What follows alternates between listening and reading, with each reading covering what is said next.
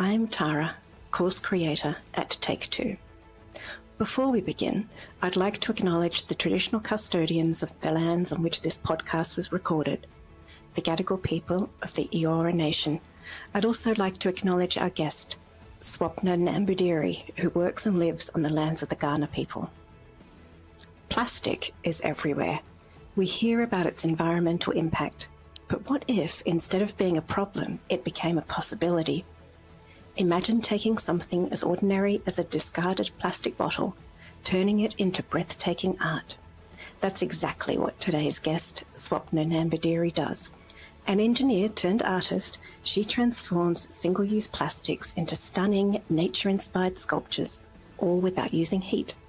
Through international exhibitions and online platforms, Swapna has built a thriving art career, proving that sustainability and beauty can coexist. Today, she shares how she became a self-made artist, the role online platforms played in her journey, and how she's changing perceptions of plastic through her work. Her passion for turning waste into wonder is truly inspiring, and I'm thrilled to have her with us today.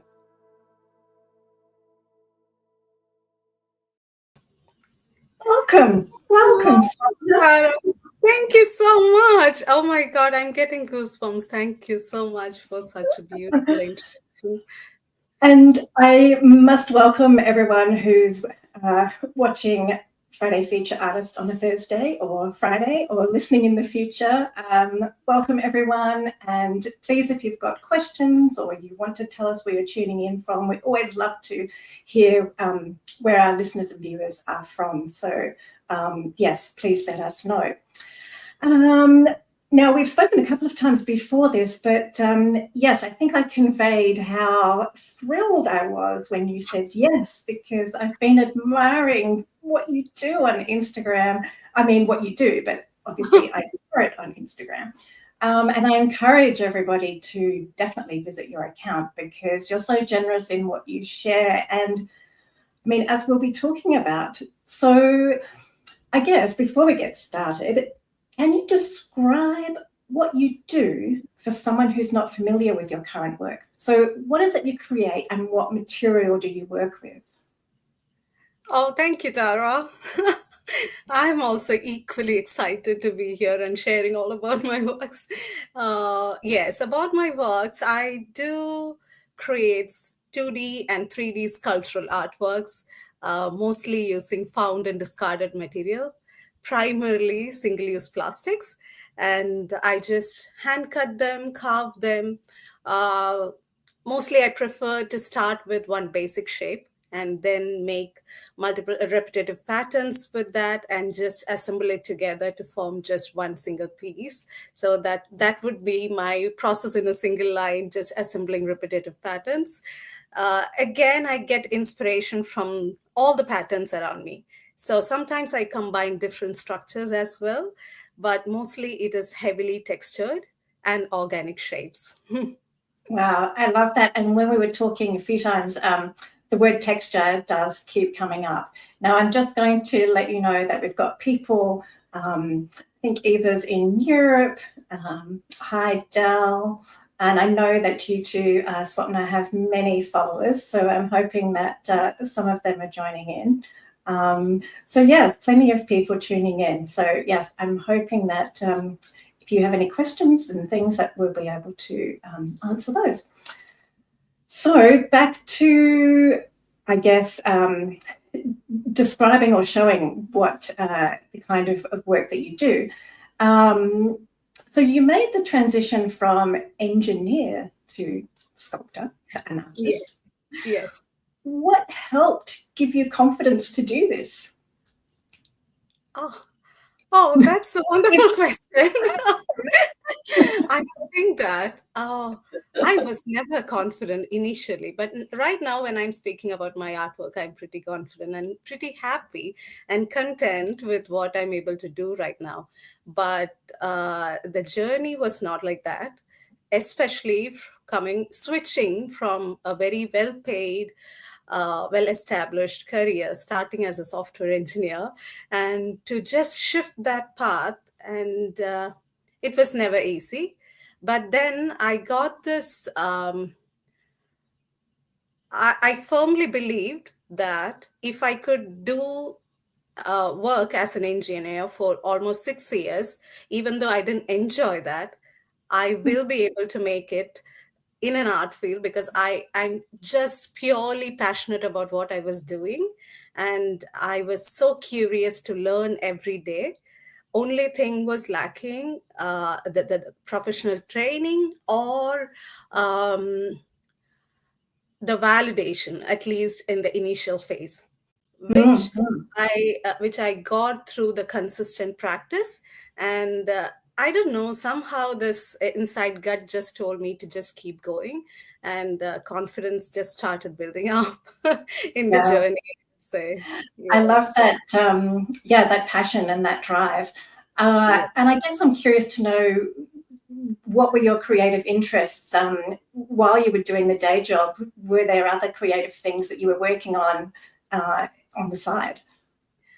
Absolutely. I was creative since childhood. But I used to draw when I was a kid, but not so polished or not so as you said. I wasn't confident about my drawing because usually while growing up, you will be get judged by creating a portrait or creating a realistic drawing and how close you get to the reference picture. So I was not a realistic pick, even though I used to draw figures because that was the reference available at that time. And I would take the comic characters or from the magazines or from the newspaper. And even coming from a very traditional Orthodox family, we have the god and goddess picture, and I would draw that as well. So Wow. yes, so growing up, it was that kind of practice actually helped me understand that I had the skills. Even my mom understood that I had the skills, but it was never taken seriously to give an energy or effort to polish that skills, because obviously the focus was on the education and you will study and you get a job. So Yeah. that's the Yeah. pattern. And after getting job is the realization phase happening that no, that's not my cup of tea. I'm not going to survive doing that. But again, at that time, that was a priority, right? You need to get the income coming, and Yeah. so you need to start the career and life. But at that time, I used to paint on different surfaces. As a kid, we didn't have that many resources, so it was just a pencil and eraser. And when I think by 15, or when I started my engineering, I think when I was not at my home, I was staying in a hostel, and at that time, my sister learned how to paint on glass. So she didn't pursue that. I pursued it. I really fell in love with that medium. And that was, I think, I took it really passionately, and I started doing experimenting with that for quite a while. So while I was working, my evenings would be creative with glass panels and paints. Yes. Yeah. So that's when I understood that I would just eagerly wait to get back home and just start painting. That's so Most lovely. exciting part. And I'm just about to show some images of one of your installations. But before that, when we were first met, you recounted a story of yourself as the younger you on a train journey and a fascination with plastics. Could you tell everyone briefly what that story was?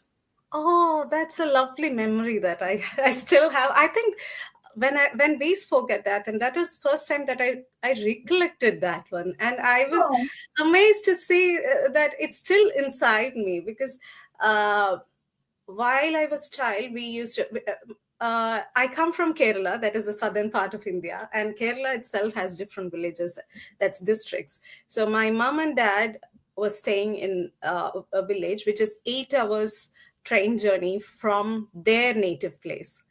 So during summer holidays, we would just go there and stay for a few weeks.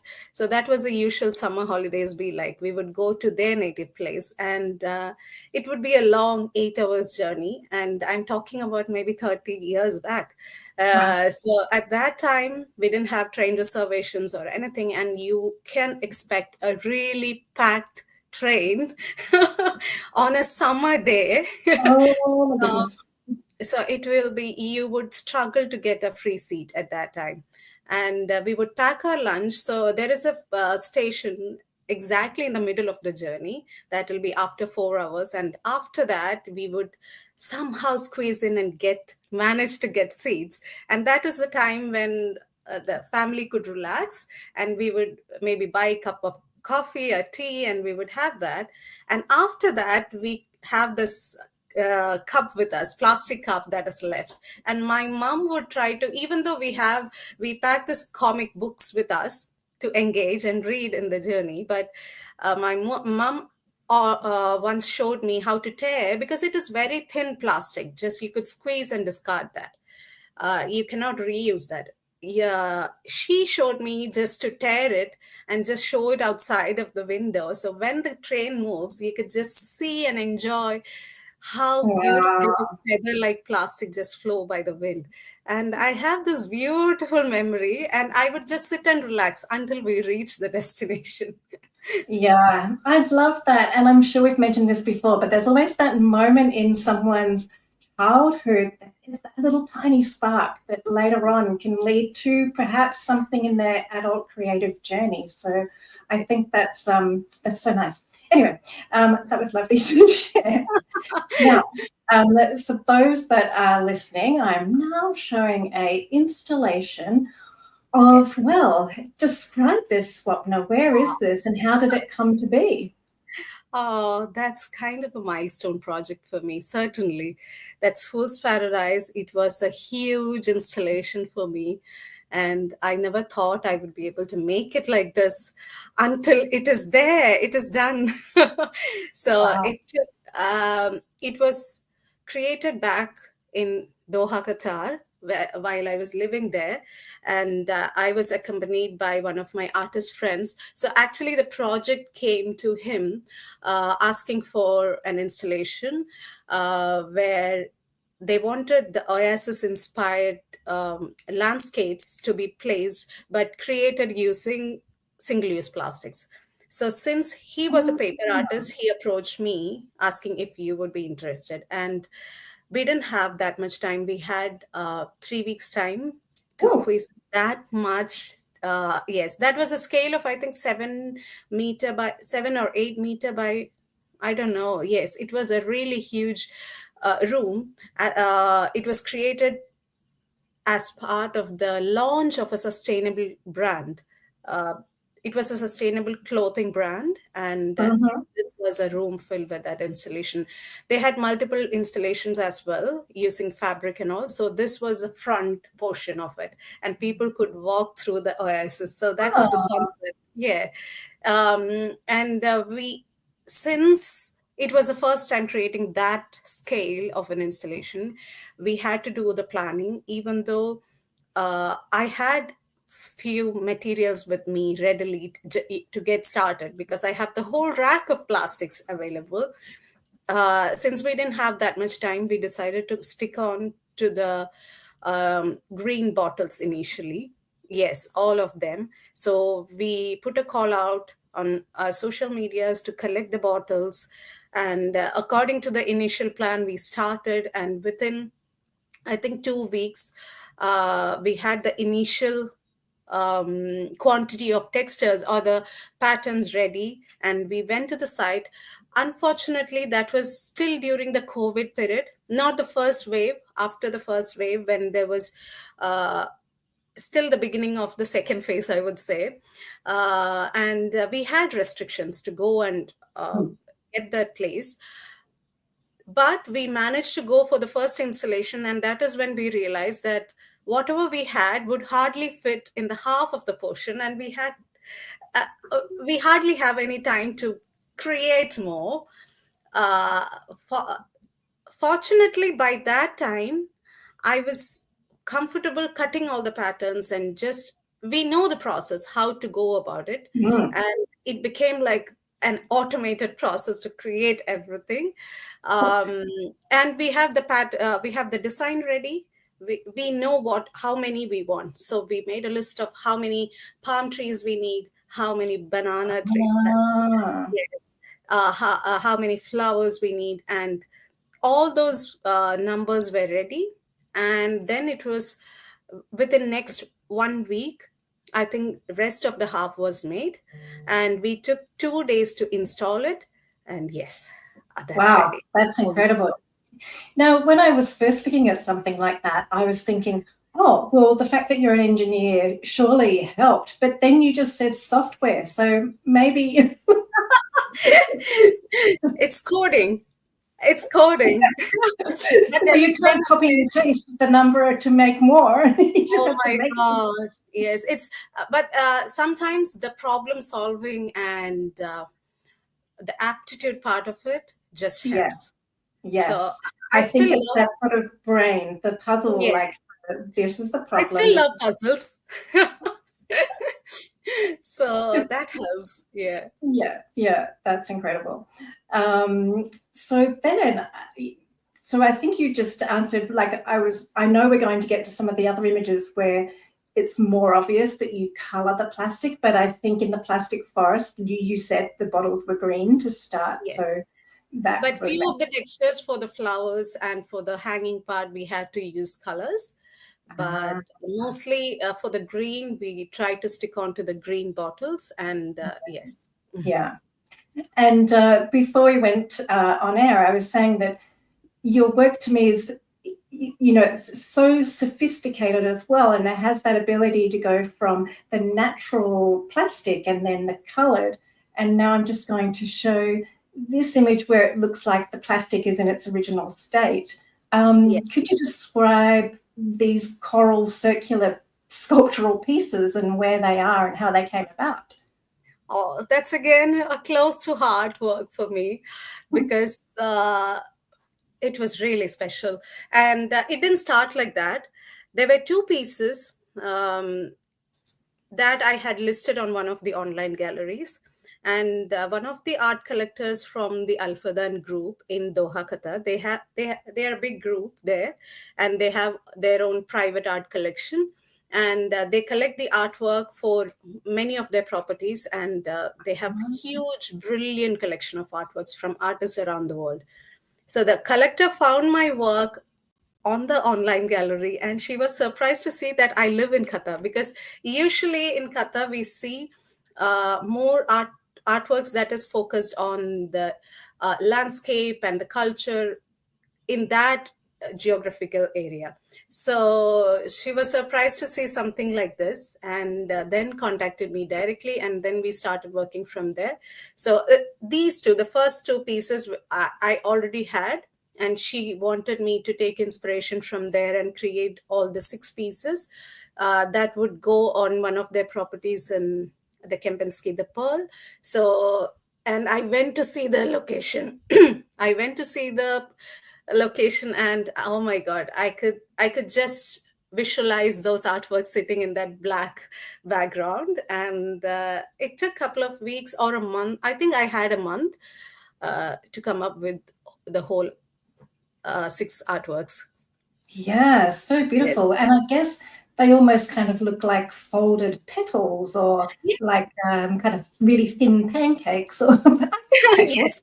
is a better description. Um, Yes. and so is is that the single-use plastic, like a milk bottle Yes. plastic? Yes, mostly in the white ones. I love using the single-use milk jars. I sometimes get a kind of thick version of this from the takeaway boxes as well. I think in few of the pieces I had used um, certain portions. I love to admire different texture portions from different parts of the boxes and bottles.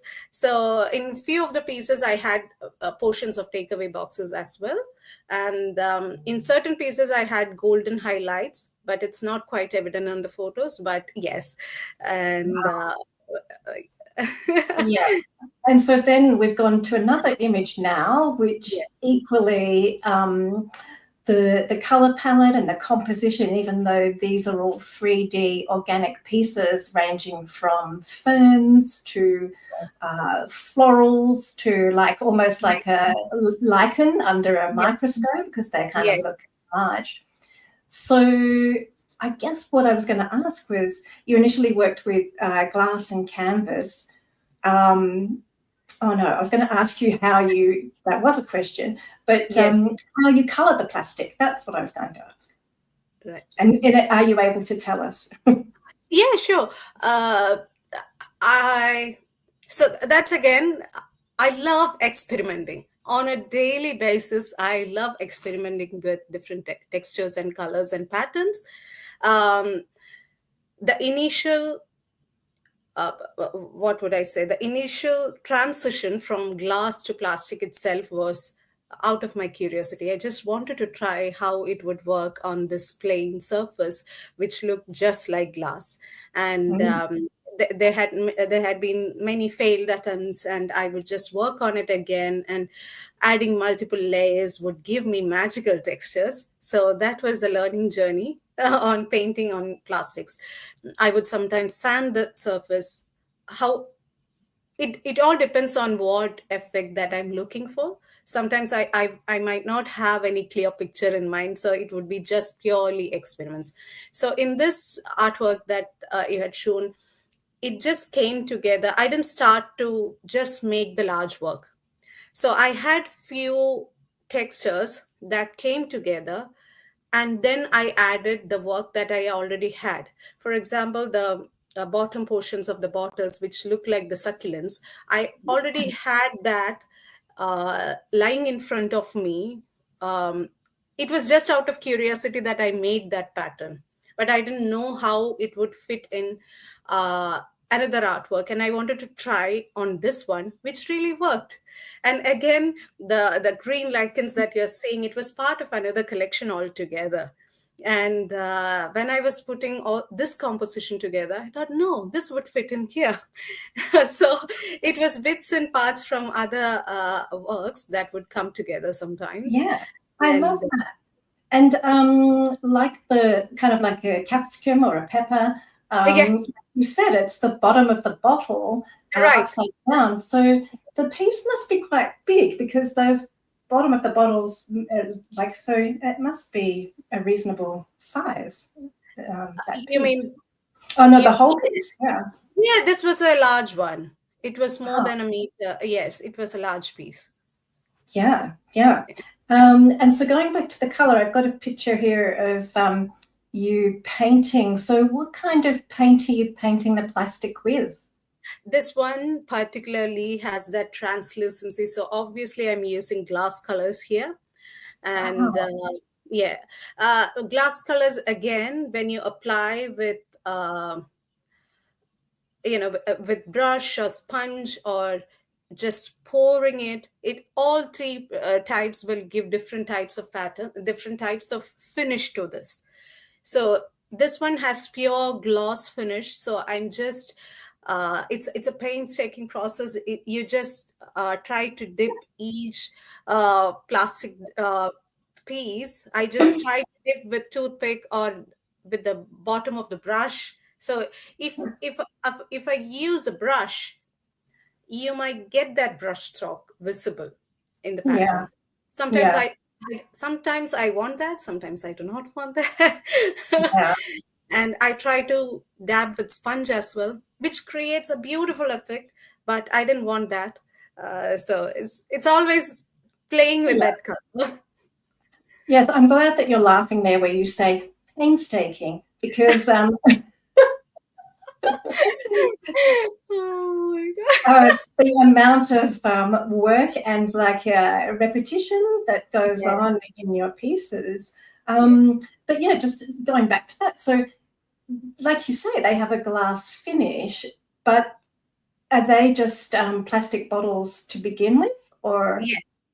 Those are Wow, plastic bottles as well. I have a similar texture for my reference here. This is kind of a similar texture.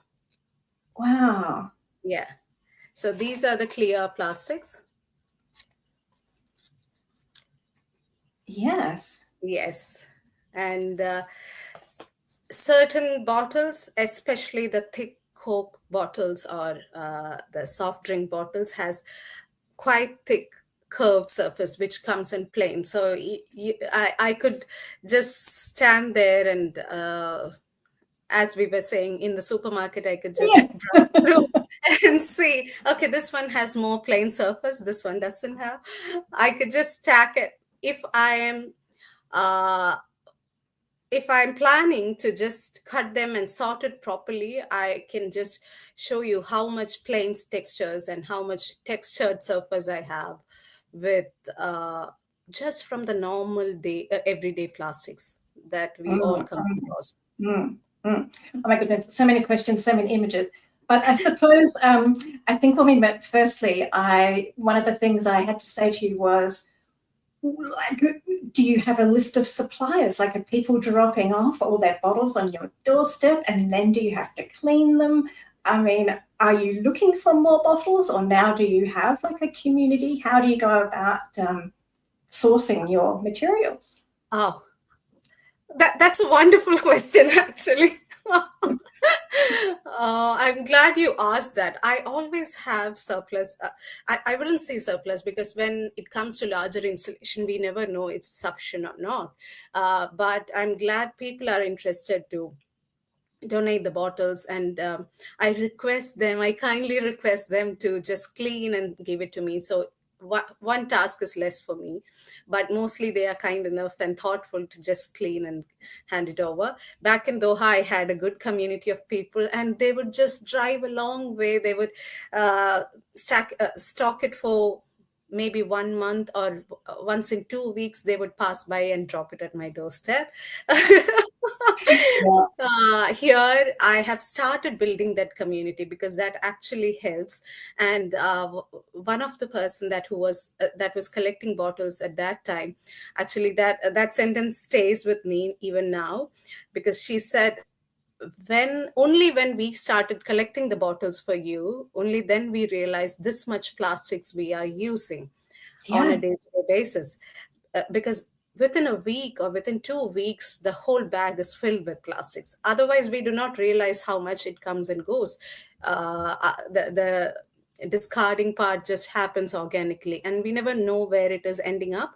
But when Mm, we started collecting this, just imagine one household has this much plastics. Just imagine a whole community, a whole suburb having the yeah. plastic, single-use Yeah. plastic.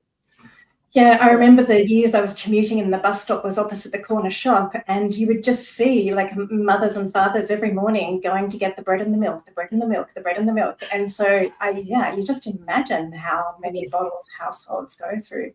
Now, I've right. just got a question here from Sherry or Cherry. Yeah. Good question. Yes, how do you keep the dust and dirt off your installations or work? Most of the wall artworks, that's actually most of the art, people who are admiring, they have this concern how to keep the dust off, Mm. but it's quite easy. You can just dust off with the usual dusting brush, or even the hair dryer could Oh, help, yeah. yes, to brush off the textures, because all the textures will be safely assembled to the backer. I hand stitched most of the artworks onto the backer. So the textures will be intact, and you can just blow it. Yes, But like the leaf blower, but a hairdryer instead. yes, but again, one more option that keeping that in mind, I had for my smaller artworks, for my smaller wall sculptures, I always prefer to keep that in a framed box frame. Mm, So that's again a collectible piece that goes very well for me. And yeah, that is again the safer option. mm, mm. Thank you for that. That's really Okay. good to know. Gosh, I'm conscious of the fact that time would just keep going, so I have to make sure I ask the questions I wanted to ask. Um, could you tell us how a piece or project might begin? Do you use a sketchbook or do you make samples? Mm, yeah, I think combination of both works. Yeah. Sometimes uh, it depends on the situation. back in here, I feel I have this amazing creative community around me, and there is lots of things happening. There is art show here, there is um, art exhibition, or just call for entries and things like that. So many works happening parallelly, and there is orders to finish. So there is lesser time comparatively to just sit and brainstorm ideas. And I always prefer working in a collection of few pieces, so that I get time to think and expand on one idea. Earlier, I used to do like that. Most of my artworks will be a collection of 10, 15 pieces, and that gives me the brain space or uh, to develop that collection. At that time, it would be just one sketch or one random design or inspiration that I get maybe in somewhere. So I would it would be as simple as this, just a drawing. Just a drawing. Wow. Okay. It might have some side notes. Yeah. So it might have, yeah, like these, it might have some side notes. Right. Yeah. And but going back would give that instant connection, what I was trying to say, and Mm. I could just start from that. um, Again, sometimes the materials give me ideas. The seeing a material, then I start, okay, I could develop from that. So for example, this is one piece that always so it's an assembled piece of so hundreds of polkas together. I'm not sure if it's visible.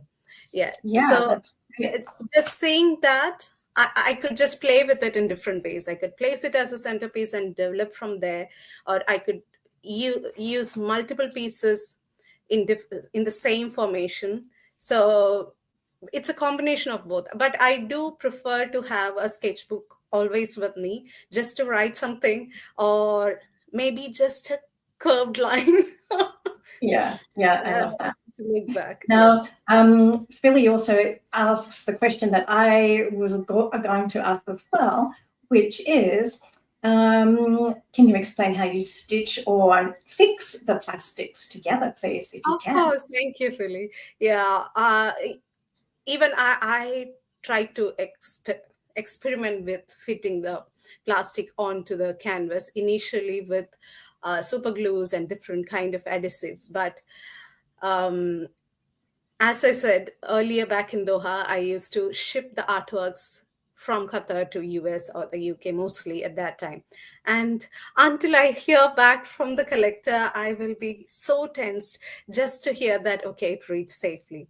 And Mm. that was always a concern. And I had to find out a way, a safe way to fix this plastic. And the only way was to hand stitch them. So I use thin metal wires.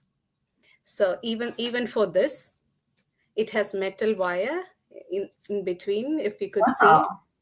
But Yes. it's still stitched, so it's kind of threaded more than like a stitch, perhaps. Yes, yes. So I could easily fix this onto the canvas or nail onto the wooden base. Or I love using these eyelets. Yes. And so that again is easier to fix to the canvas or even wood. And for the wooden backer, I could easily nail them to the background. uh, so it depends on what back or armature I'm using. And Mm. yes. Yeah, amazing. Now, you mentioned that you were in Qatar and you are now in South Australia. And I love how each of those places have influenced your work. So I'm just going to show this Qatar blossom or Qatar Yes. blossom. And then I'm hoping that this is part of the same piece, which Yes. looks like a blossom in the desert. Could you explain about what this piece was for and more about it? Absolutely. Oh, thank you for asking about this piece. It's really close to my heart. And it's very hard to see the natural flora and fauna in the proper desert. So this was a starting point for all these artworks. And this was actually an accidental creation. I never knew this would become like this, and I wanted to just try out this one. So we had this beautiful flower that blooms only in the desert, the proper desert. And I haven't seen that in person, but I've seen and I've known from the locals that it just grows to 4 to 5 centimeters. It's a very small, tiny flower, but it has gorgeous texture. It looks like that. And taking inspiration, I just thought of creating a smaller version of this. That is the third picture that you have shown. And it was an interesting technique because the base of it again is not metal or anything. Not this one, the third picture, the small one. Yeah, this one. So the base itself is a pet bottle. And I have assembled the tiny floral portions onto the pet bottle and just combined it together. Oh my God. I could just think back the whole process, and I had the pure joy of just seeing it all together.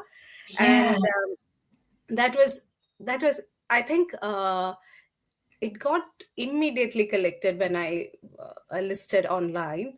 And Mhm. inspired by that, I had created few more pieces, which was commissioned by a Ministry of Environment for one of their event, which was presented to uh, this was for Ministry of Environment for a project in Qatar for the Sustainability Week.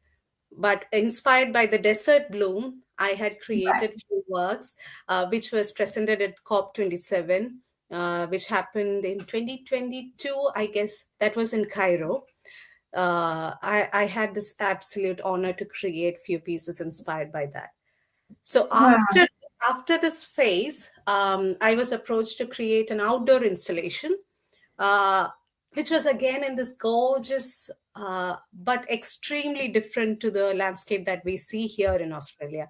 So it was one of the heritage sites in Qatar called Zakrit, and it's a faraway desert. We had a couple of, I think, 1 hour drive from the city, and it's still preserved. It's a heritage site with huge limestones. It's kind of carved limestones, and it's beautiful, especially the sunset in Zakrit Wow. is Yes. beautiful. So when I went and visited the place, then I thought, oh my God, this Kata bloom would fit definitely in a larger dimension there. And that is when the other artwork came about. And it took some time. Again, for that artwork, I have used the base as a gallon, because in back in Qatar, we how can I say, I don't want to complain, but again, we have this abundance of plastic usage because the drinking water, everything is in plastic bottles. So Mhm. the base of that sculpture again is a gallon. Yes, this one. So I've Yeah. joined two pieces together. Like it was really big, around 100 centimeter tall. Yes. And Well, after sorry, I was just going to say, I hope some photographers were itching to shoot that at sunrise or sunset, because your work would just be stunning with the light coming through. It would just be Yes, incredible. yes.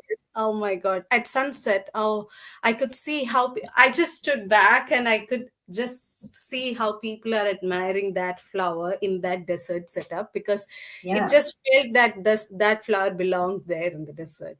It was Yeah. so lovely. And also because a lot of it has that glass-like quality, but the Yes, fact that it's never going to shatter um, is also really incredible, isn't it? That, right, right. yeah, yeah, I think that's amazing.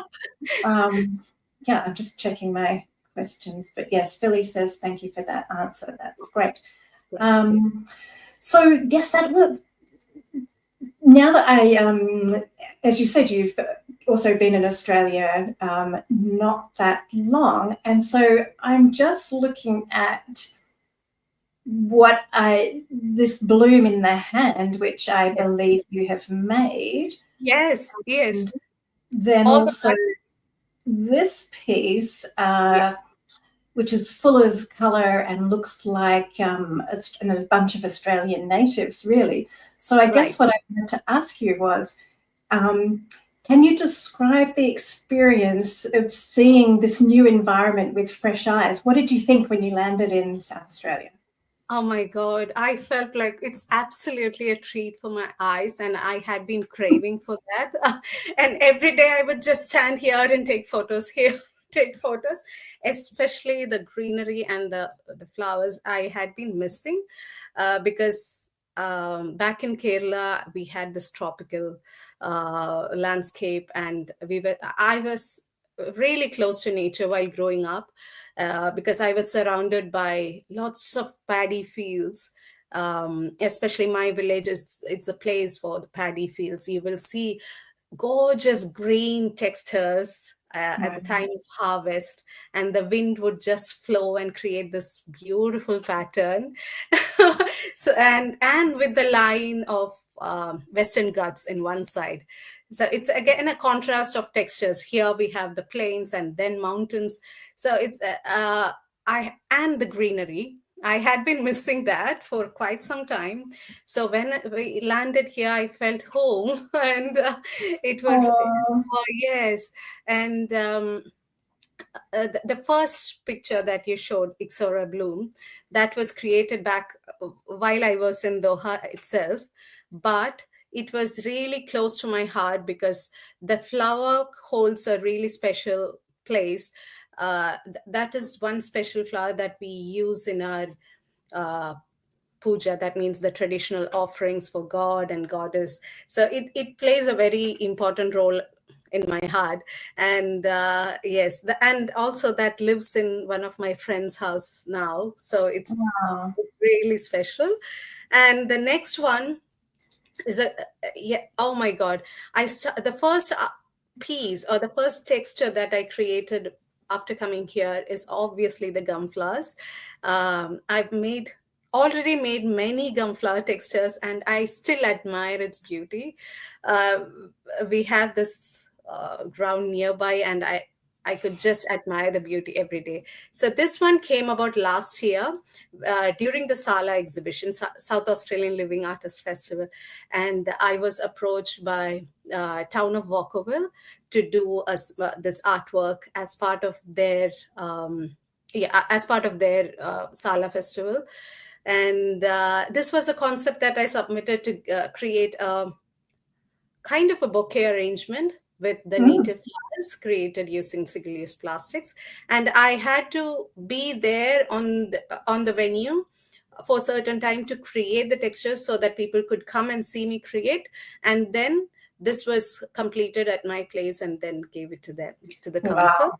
I Yes. mean, people must have been blown away. Like surely people can't believe that that is It's just from created.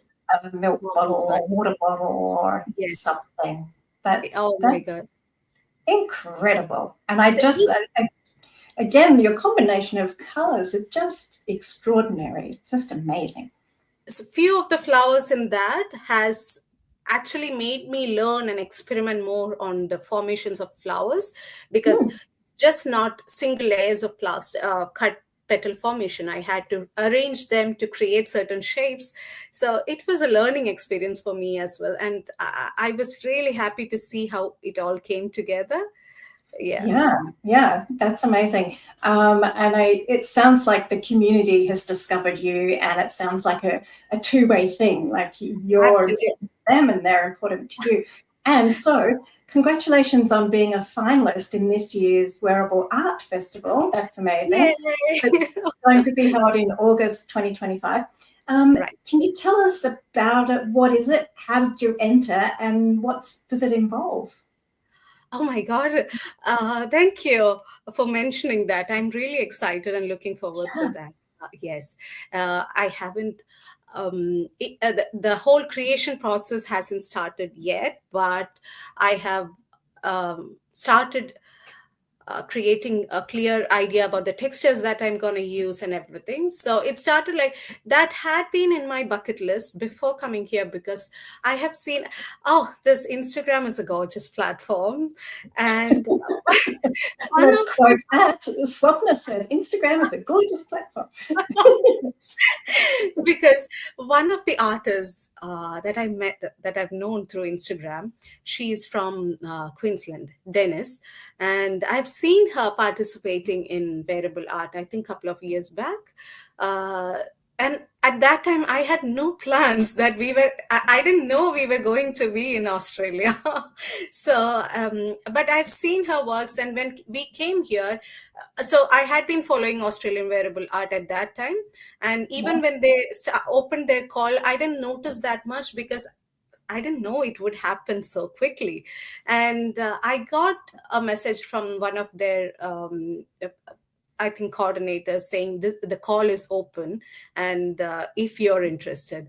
And that gave me again a motivation to think about it again. And I wasn't sure. So I wasn't sure I'll be able to make it this time. But I am kind of a person who could work well when I was in a pressurized situation. So I thought, let me give it a try. And until last moment, I was not sure if this design is worth it, or I reworked on it. And the concept was definitely on coral reefs and coral bleaching. That was set for me, and so I developed on that.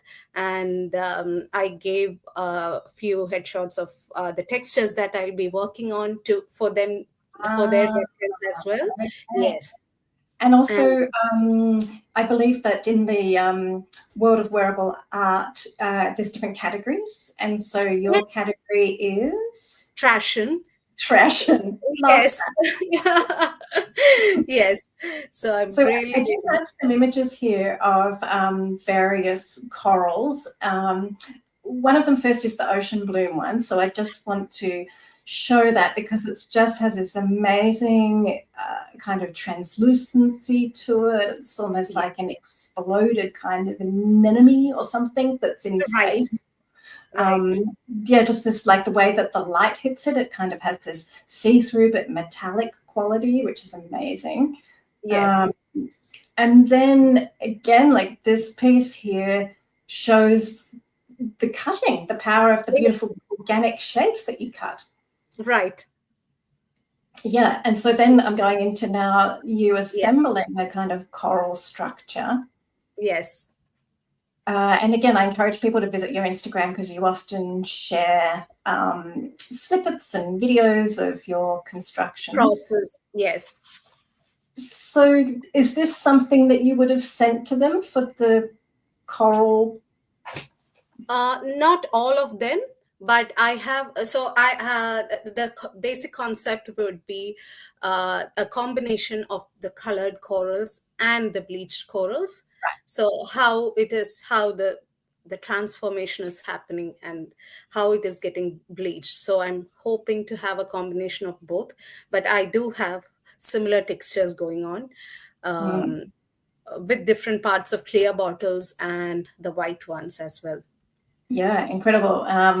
Yes. And Fun. yeah, very dimensional. Oh, okay. Yes, it's actually called bleach coral textures. And what's the backing there of the circle with the black? The circle with the black is canvas. It's a large canvas. Both are canvases. Yes. Yeah. I mean, that just inventiveness of the way that you come up with those shapes, but just looking at, what is kind of a square rectangular bottle and then to turn it into those shapes. Your sketchbook and all those doodles are really paying off. So when we cut the bottles into so you could just see this. I have piles of these. So these are portions from different bottles. So I just sort them like the plain surface. So this is the canvas for me. Yeah. And then I hand cut. I tried multiple ways to make at least circle, because I love using polkas in many of my works, but it was never successful till date, but I'm still in the hunt to create some or get some proper punch, at least to automate that portion. But Yeah. otherwise, I just hand cut all the polkas. Wow. Yes. That's incredible. And yeah, so multiples, Oh, this is multiple and repetition work, but goodness. and this was a large piece as well. It was, yeah, it's a very large piece. And this was one of the first commission work that I completed after landing here. Even though the project started and the discussion phase started while I was in Qatar, the completion happened here. And it took more than a month, I believe, all these textures to assemble. And yes, Yeah. and it Yes. was traveling to the US. So even the packing, and I had to outsource the packing and shipping part, but it was very well handled and yeah, reached. Yeah, they kind of look like a cross between a shell and a petal, like combined Yes. with a Right. touch of gold, which is incredible. Now, one thing I did want to kind of ask you about, because it's not often, well, discussed, is, you know, the art world is quite competitive. But when we first met, you were telling me about the Saatchi Art and Blue Thumb, like those online platforms have been good for you. Could you tell us about your experience, and do you have any advice for people thinking about selling work online? Oh, thank you for that. I really think the boost that I got from the online platforms helped me pursue this career this far. Because initially, while I was just starting out, and I didn't have that many platforms to showcase artworks, especially for a person like me without a proper training, who lacks that network of artist friends or artists. I didn't know if I'm going in the right direction. But in a way, it helped me as well, because I didn't have any worry about if I'm doing a mistake or anything to worry, and I could let loose myself. But again, once I got the courage to upload my artworks on such platforms, and initially, obviously, it was not about the price of the artwork, that mere thought or the fact that someone who hasn't even seen me uh, investing that much time and effort to purchase that artwork just gave me the energy to just pursue it for another 1 month. So it was that's how I would say, that would be the best answer that I could say how I built the courage, because these platforms really helped me, especially while because I started focusing it on focusing on this my art practice and building my own style of work only when I was in Qatar. That is maybe 9 or 10 years back. And at that time, especially being a small country, we didn't have that many galleries out there, especially supporting an expat artist. So it was really hard to get a platform to showcase. I didn't want to just keep the artworks to myself. I want Yeah. people to see, and only then I could understand how the artwork is speaking to them, how people are getting connected to the artwork. And these online platforms really helped me for that. And I learned a lot from other artists through these Yeah. galleries. Yeah. And if people are worried about their work not being seen because there's so many thousands, I mean, is there, like, how do you get your work seen? I mean, obviously your work is so eye-catching and amazing, but how do you get it seen by other people on those sites? I would definitely say consistency. Yeah. Uh, I wouldn't say to create daily, create definitely daily, but to complete an artwork on a day-to-day basis, or to get a one completed artwork on the website on a daily basis, no. At least if you're doing it once in 2 weeks or once a month, but doing it consistently, and a solid story for your artwork definitely catches the curator's attention or the audience attention. And we do have serious people or collectors in search of artworks. That's what, and the collectors really like the story behind the artwork.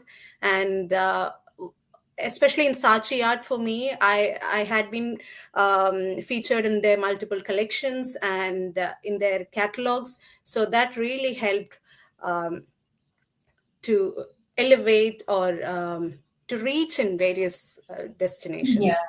Yeah, no, that's really interesting. Thank you for sharing that. I'm sure we've all sort of wondered about how those platforms work.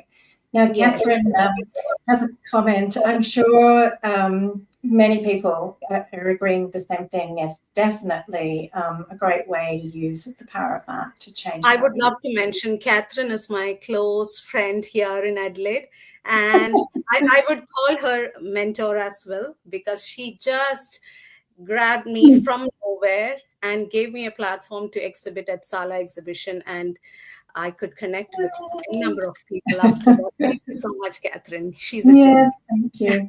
Now, the big question, Sherry. Thank you, Sherry, for asking that. I don't know.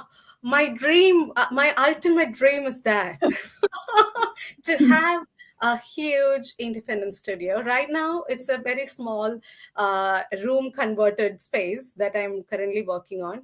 But I really appreciate this space itself, because I have beautiful outdoors where I could just take the artwork out and take photos or create the textures.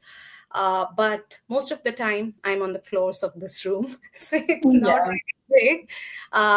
But for installations, for larger work, the space definitely matters, because when there is orders to pack, when I'm working on multiple works, the work and the texture just outgrow from here to the living space and to the dining space. So right now it's quite a small space, but an ultimate dream. Yes, and it's not a competition to have the size of space. And I do remember an artist once in Germany who was working on top of the washing machine, and recently she said she's now extended to working over the top of the dryer as well. So that's right, wonderful. Yes. Now moving on. Melipil says she's also tried getting punches to work. Yeah. Right.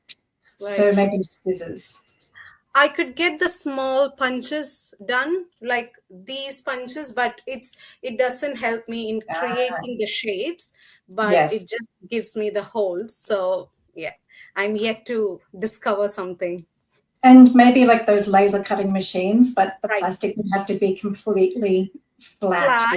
Yes. I'm not sure. I haven't done much research on that. Yes, I'm sure Liz is not the only one. Do you do workshops in Adelaide? That's a great question. I had been getting few questions regarding that since the past exhibitions.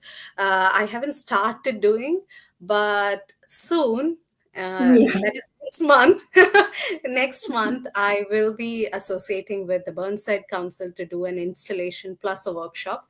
But the workshop call is yet to go out. I believe in this week or next week, most probably they'll be posting that.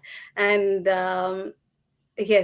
hopefully I'll be able to plan it, and I prefer to do it for a very small group. And of course, for the coming Sala exhibition also, we in the sense, the group of Catherine and there is another artist named Sandhya. We have done the exhibition together last year as well. So we are hoping to put together an exhibition plus a workshop or demonstration. Yeah. Oh, I'm sure there's going to be lots of people knocking on the door. Now, before the time runs out, I just want to show a couple of more images.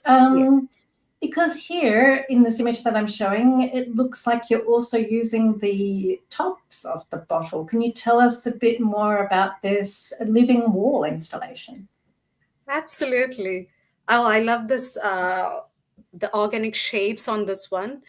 Thanks for asking and mentioning about the bottle tops, because it's really, over the years, I've worked on hundreds and hundreds of PET bottles. but it's always hard to find a way to use the tops Mm. because it's hard to cut them, make them into shapes. So I had piles of those. And for this installation, it was a perfect opportunity because we didn't have that many. So the guidance for this installation was um, it was for an event named Doha Expo 2023, and the concept was a living wall. The name of the artwork was Grow, and we just wanted to have green living wall inspired organic shapes. So I was free to use different materials. So I had used carry bags and wrapped the bottles with the fabric. So this was part of the textures were part of that installation. So you could see that in 3D forms. And I've used metal wires. Yes, So are they wrapped in fabric or plastic bags or fabric? these are fabrics, and the tops with fabrics. Oh, and before I was asking you about what they were wrapped with, and then you told me a little story about your mum. Yes, yes, that's a very close story to me again. I had the privilege of sharing that story with Catherine as well, because my mom used to wrap the small bangles with the leftover fabrics to create the wall hangings. She had a difficult phase in her life when she lost her son. That's my younger brother. Yes. So during that phase, I think, because I don't know and I haven't asked her, but I have seen her going through that phase, doing all sorts of creative things. And I don't know, somehow when this project came, I thought of this technique of wrapping the plastics with that and creating those textures. So I've used multiple type of fabrics. You could see something with green and black fabric, which has gorgeous and unique texture. I think in the yes, Yes. with that dots, Mm. it was kind of a stretchy fabric, and the materials were all left over from a local tailor, and we could just use that from there. Wow. Yes, I mean, it's incredible. That's definitely taking the whole sustainability, reuse, upcycled, all of that to an elevated, Oh, sophisticated, amazing level. thank Now, we could talk for hours, but I better wind this up. So, Swapna, what are you currently working on or looking forward to other than the wearable art thing? Yes. Other than the wearable art, definitely the one coming up would be for the Burnside Council.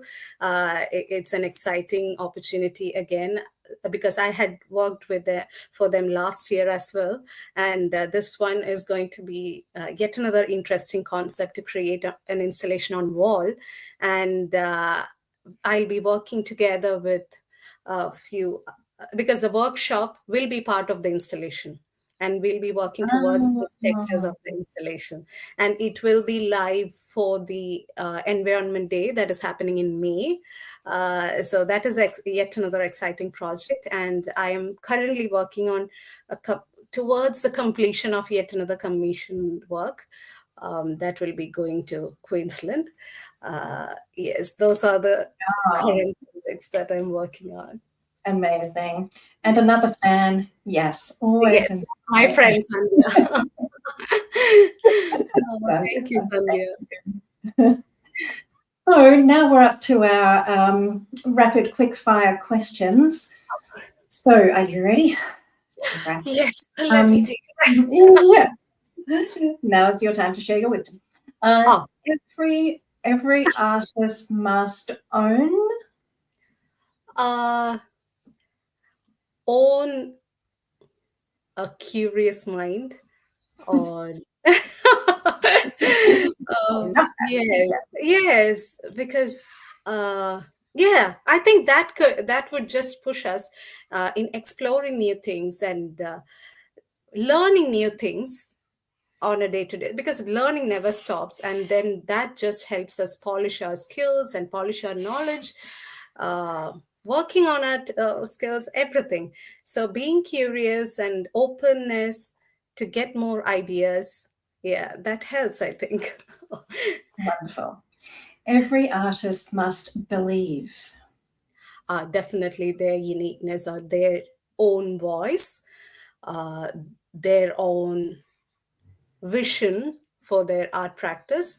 And yes, the belief, I think, even for me, it came gradually when you start focusing on your practice, and uh, when you start dedicating and be responsible for what you're doing, then that belief just start building up, I think. So yes, Oh, it's your own voice. every artist must avoid. Ah, yes. That, that's again, I'm not sure if I could say every artist, but what I felt is something related to that, something related to what we should own. That is a curious mind. If we have the curious mind, we could avoid the stagnation. We could just avoid that. We might have low days and we might have the block, or something. It might not be a completion of a whole project, but just motivating to do a sketch or hear a podcast or something that motivates us would help us just surpass that stagnant Yeah, phase. Yes, I love that. I agree with that. Every artist must appreciate. Oh, that's again this unique gift that we have. I truly believe that art in any form is a pure gift, pure talent that we have. And I think everyone, because when we are growing up, we definitely see each kid is really special and gifted in one way or the other. But this talent, polishing that talent and focusing and converting it into a beautiful, precious diamond, it takes time and effort. So every artist should appreciate that we have that gift in us, and yes, that Oh, talent. you said, Oh, you said that so beautifully. Thank thank you. you. Okay, last one. Every artist must build. Oh, confidence about their work. And also one more thing would be build a beautiful community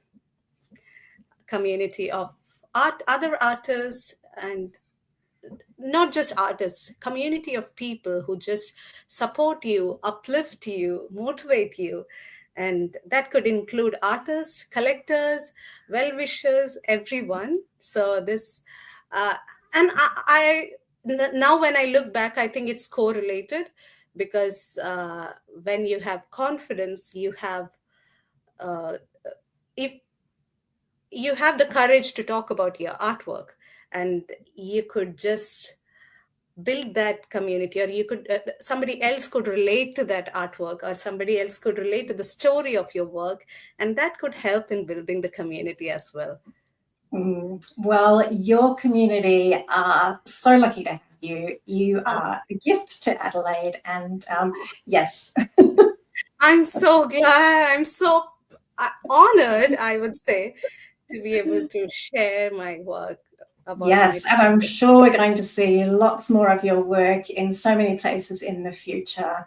And so, yes, absolutely. Thank you so much for your time and sharing all about your work with us today. It's been, Really appreciate it, Tara. And I've known you through Instagram.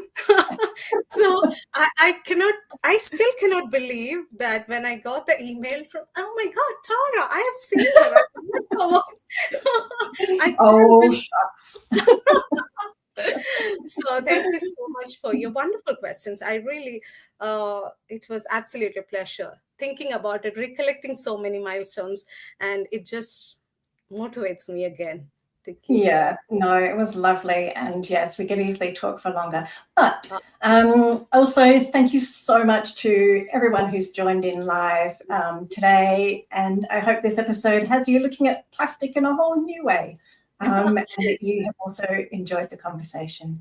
Yes. So now it's time to leave a note of gratitude for Swapna. So yes, I'd love you to type in some thoughts, and we'd love to read them. And Thank you so much for all who have joined.